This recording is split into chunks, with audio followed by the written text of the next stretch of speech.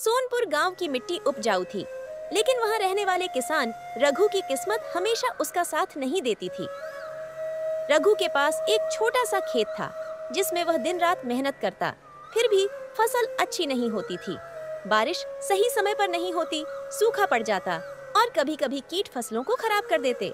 उसकी पत्नी लक्ष्मी और बेटा मोहन भूख से तड़पते रहते।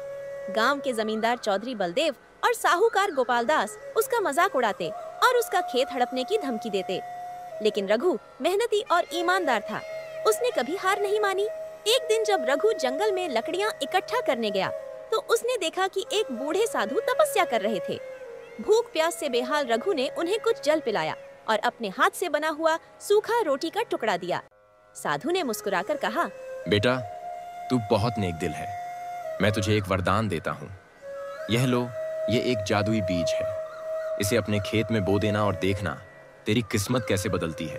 रघु को यकीन नहीं हुआ, लेकिन उसने साधु को धन्यवाद दिया और बीज लेकर घर चला आया। रात भर सोचता रहा कि यह बीज क्या चमत्कार करेगा। अगली सुबह रघु ने अपनी पत्नी लक्ष्मी को पूरी बात बताई और दोनों ने खेत में वो बीज बो दिया। कुछ ही दिनों में वहाँ एक अनोखी बेल उगी, जिसके पत्ते सुनहरे थे। रघु को यकीन नहीं हुआ। उसने एक पत्ता तोड़ा और उसे बाजार में बेचने गया। सोने का पत्ता देखकर सुनार भी हैरान रह गया और उसे अच्छी कीमत पर खरीद लिया। रघु ने धीरे धीरे इस बेल की देखभाल की और कुछ ही महीनों में वह इतना अमीर हो गया कि पूरा गांव हैरान रह गया। वह अब नए कपड़े पहनता, अच्छा खाना खाता और गांव के गरीबों की मदद करने लगा। रघु की अमीरी देखकर गांव के साहूकार गोपाल दास और जमींदार बलदेव को जलन होने लगी। उन्होंने सोचा, अगर यह बेल हमारे पास होती तो हम राजा से भी ज्यादा अमीर बन जाते। उन्होंने अपने आदमियों को भेजकर रात के अंधेरे में उस जादुई बेल को काटने का आदेश दिया। इस साजिश में बलदेव का दुष्ट बेटा वीरू भी शामिल था। वीरू एक चालाक और लालची युवक था, जिसे धन दौलत की भूख थी। उसने अपने कुछ गुंडों के साथ मिलकर रघु के खेत में आग लगा दी और बेल को काट कर ले गया। रघु जब सुबह उठा तो उसकी पूरी बेल कटी हुई थी और खेत जलकर राख हो गया था। वह रोने लगा, लेकिन फिर उसने हिम्मत जुटाई और सोचा, मेहनत से मिला धन ही सच्चा धन होता है। उसने अपने खेत में फिर से मेहनत करना शुरू किया।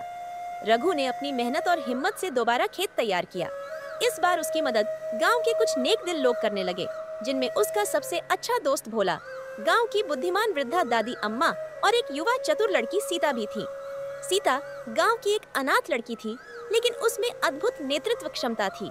उसने गांव वालों को संगठित किया और वीरू व बलदेव की साजिश के खिलाफ आवाज उठाई। धीरे धीरे गांव वालों को भी समझ में आ गया कि रघु के साथ अन्याय हुआ है।